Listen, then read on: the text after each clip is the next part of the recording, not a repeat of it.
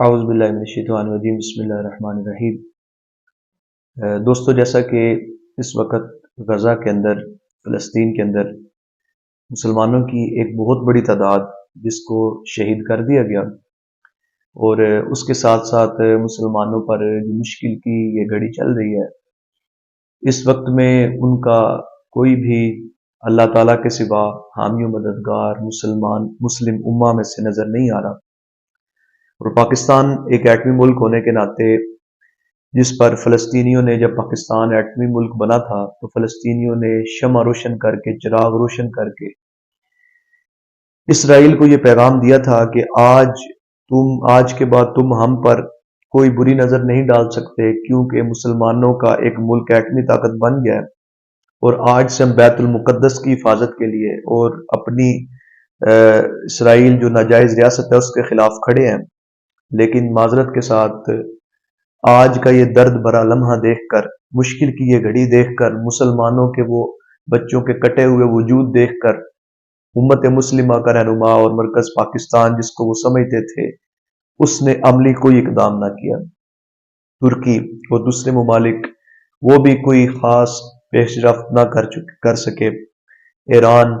یمن، اردن، اس طرح کے ملکوں نے فلسطین کی اس مشکل گھڑی میں ان کا ساتھ دیا۔ تو دوستو، میرا یہ پیغام دینے کا صرف اور صرف ایک مقصد ہے کہ کیا ہم نے، امت مسلمہ نے کلمہ لا الہ الا اللہ محمد رسول اللہ صلی اللہ علیہ وسلم پڑھا ہے، تو کیا اس کلمے کا حق ادا نہیں کرنا؟ اس کلمے کا حق کیا ہے؟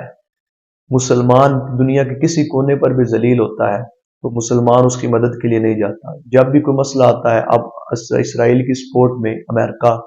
اور اس کے ساتھ ساتھ دوسرے بھی ملک کو اس کی سپورٹ میں کھڑے ہیں، تو خدا را دوستوں، اس پیغام کو صرف اور صرف اتنی بات کو سمجھیں کہ ہم اپنے طور پر اپنا اقدام کیا کر رہے ہیں۔ پاکستان میں بحیثیت پاکستانی میرے ہاتھ میں کیا ہے؟ اگر میری زبان سے لفظ فلسطینی بھائیوں کے لیے نکل رہے ہیں تو میں اس کے ذریعے کوشش کروں۔ اگر دوستوں میرے ہاتھ سے، میرے سامنے بائیکاٹ کی کوئی چیز آتی ہے، فلسطینی پروڈکٹ آتی ہے، لیز، کوکا کولا، پیپسی، کے ایف سی، میکڈونلڈز اور ادر ان کی جتنی پروڈکٹس ہیں، ہمارے پاس پمفلٹ کی صورت میں بھی چیزیں موجود ہیں، ان چیزوں کو چھوڑ کر بھی میں اپنے فلسطینی بھائیوں کی مدد کر سکتا ہوں۔ تو خدا را مجھے وہ ایک قدم جس کو میں کچھ نہیں سمجھتا، اس کو تو اٹھا کر اللہ رسول کی بارگاہ میں سرخرو ہونے کی کوشش کرنی چاہیے۔ وہ کسی دانشور نے کہا تھا کہ اس وقت اسلام 56-57 اسلامی ملکوں کا میں اسلام ہونے کے باوجود آج اسلام در بدر یتیم ہو کر پھر رہا ہے، کوئی پناہ دینے کے لیے تیار نہیں ہے۔ تو آؤ دوستوں، دوبارہ امت مسلمہ ایک بیداری مہم کو چلاتے ہوئے دوبارہ ایک اسلام کے نام پر کھڑی ہو جائے، اس ملک پاکستان میں نظام مصطفیٰ کے لیے کوشاں ہو جائے، قدم سے قدم ملا کر جہاد کے لیے اپنے آپ کو تیار کرے۔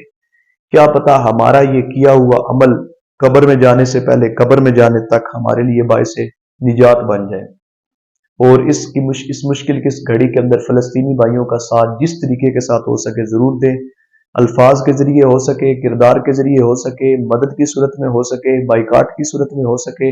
اور اس کے ساتھ ساتھ آپ کی دعاؤں کے ذریعے ہو سکے۔ یہ سارے اقدام ہم گھر بیٹھ کر ضرور کر سکتے ہیں، کوئی کہ ہم کچھ نہیں کر سکتے، ہم یہ سارا کچھ کر سکتے ہیں۔ اگر آج ہم یہ سارا کچھ شروع کر دیں تو خدا کی قسم یہ وقت دور نہیں ہے کہ جس وقت پاکستان اور یہ دوسرے ملک صرف غزہ کی طرف سے جو حماس نے کہا تھا، صرف ایک بیان پاکستان دے دے کہ بھی ہم فلسطین کے ساتھ ہیں، تو یہ جنگ بندی ہو سکتی ہے، پورے معاملات حل ہو سکتے ہیں۔ بیت المقدس کا مسئلہ حل مسلمانوں نے کھڑے ہو کر کرنا ہے۔ تو آؤ دوستو، اس مشن کا ساتھ دو۔ اللہ تبارک و تعالی ہم امت مسلمہ کو حق بات کو سمجھنے کی توفیق عطا فرمائے، اور اس کے ساتھ ساتھ ہمارے نوجوانوں کو، ہمارے بچوں کو سکولز میں، کالجز میں، یونیورسٹیز میں جہاد کی ان کو بتایا جائے کہ جہاد مسلم امہ کا سنگار تھا۔ حضرت خالد بن ولید اسی امت میں سے اٹھ کر گئے، سلطان صلاح الدین ایوبی اسی امت کے وارث تھے، ان کو بتایا جائے کہ نور الدین زنگی اس امت کا وارث تھے، ان کو بتایا جائے کہ التمس اس امت کا وارث تھے، اور اس کے ساتھ ساتھ ہمارے وہ ہیرو جنہوں نے صحابہ کرام کہا جاتا ہے،